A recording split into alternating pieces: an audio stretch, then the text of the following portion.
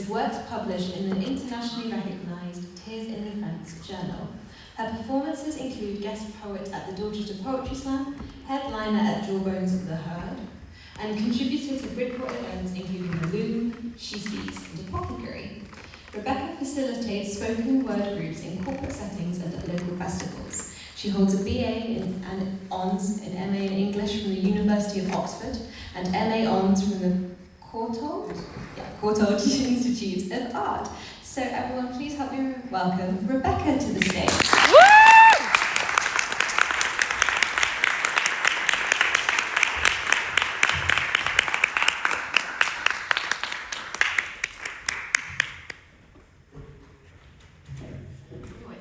Hi everyone, can you hear me? Yes. I don't know if it's okay. It's okay. Yeah? Yeah. Good? Can hear you. Yeah. Great. Okay.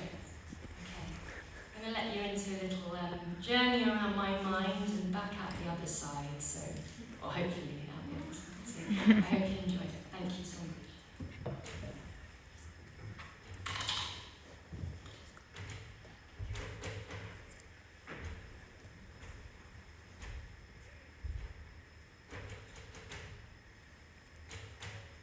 What a sound, an apple bite, plosive, percussive,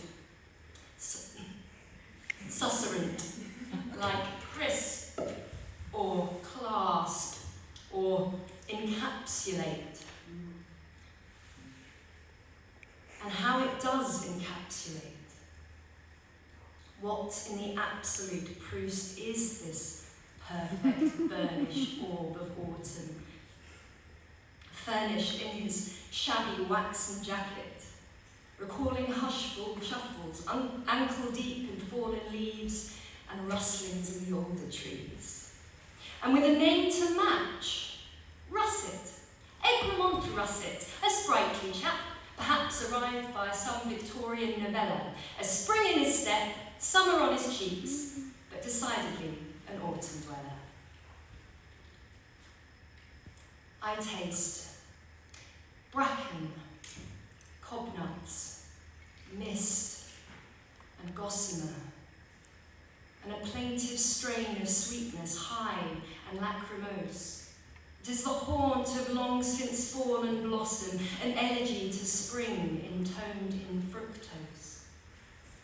My teeth carve into parchment flesh, as pallid as autumnal skies that yawn, as hawthorn bleeds her crimson beads into the hedge, hissing on a wind upon which the thistledown is born, a bobbing, flotsam swarm of wishes to be caught.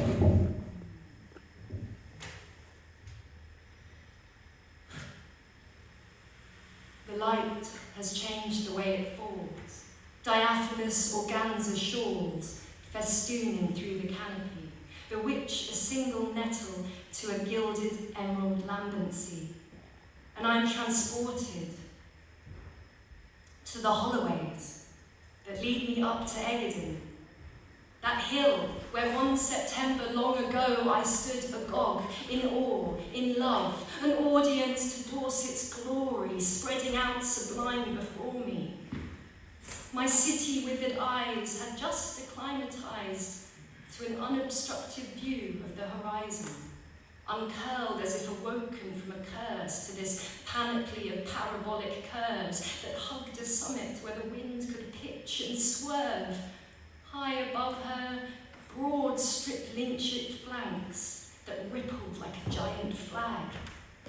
And I felt the pilot light within flash to full ignition, as if in recognition of a love already known. My twin flame, Dorset, and suddenly I knew I'd made it home. I recall when I sought refuge here, bereft on Boxing Day, and shed an infant's tears as my dear broken family drove away.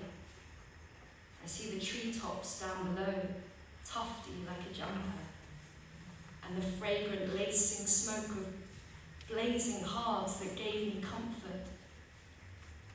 Or that night, perchance a dream, when the planets literally aligned. Venus was a perfect pinhole in the lilac veil. My star-crossed love and I beheld way it fell, then lay upon the turf beneath this upturned cosmic sieve, launching laughter and our secret hopes into the diamond swell. A strapping lad, whom first I met in handsome hobnail boots, cracking Dorset knobs and reciting William Barnes, and dare believe we too might bruise the dock leaves with our nimble shoes. Such are the thoughts that egg the mind when one stands on old Egerton, wrote William Barnes, that most exemplary of Dorset bards. He puzzled over early tribal life and feudal wars before the change invasion wrought Roman, Saxon, Norse, uncovered memories of Egerton that hadn't yet been written, of echoes of an ancient native Celtic Britain. And I see his daughter Lucy staring at the same horizon I did. Her eyes are wide and pining for her distant spirit home. She, self-funded by her pen, she bravely crossed the seas, replacing russets, berry stains, and the tracery of frost on leaves with marble walls and stained glass windows and the vaulted halls of Tuscany. She soon was an authority in Florence on Renaissance art and Romanesque Masonic guilds under pseudonym of Leda Scott, a name her father made for her, a pledge to lineage and pride, which she returned by authoring his memoir when he died. Our Lucy resolutely claimed her place, with intellect and quiet grace, made her own important mark at a time when women's equity was sparse. And I'm inspired by her skill, her drive, her will to dive into the very bones and past of the home within her heart. And so, it's with a kindred energy that I must now appeal to thee.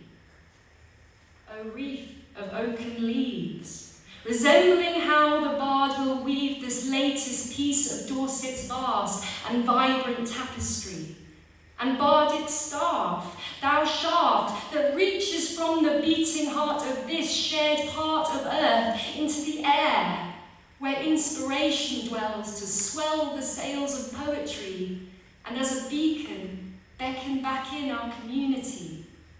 To bear thee would be the greatest honour, I confess so. Please witness this, my Bardic manifesto.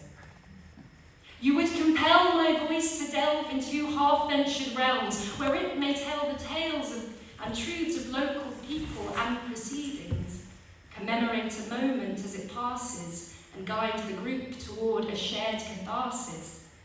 Because it seems to me, what power and what profundity exist in our capacity to be so moved to laughter, tears, to ecstasy by the spoken word. And I believe that I could lead us through this ancient art's intensities with wit or sense and sensibility. For I have learned from Peter, Megan, Molly, Omniverse, that a place to meet and write can be a magic thing, its own domain where vulnerability reigns king, where rawness roars and wild, important thoughts are wont to spread their claws. I want now to reciprocate, facilitate a space that is both radical and safe. For poetry has always been my solace and escape. Keats and Sitwell nursed me first.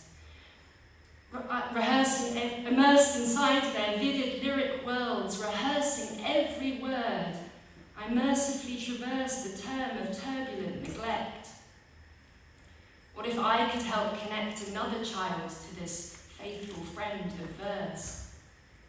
For a poem is a reaching arm of empathy that finds and clasps a palm in need of comfort or serenity.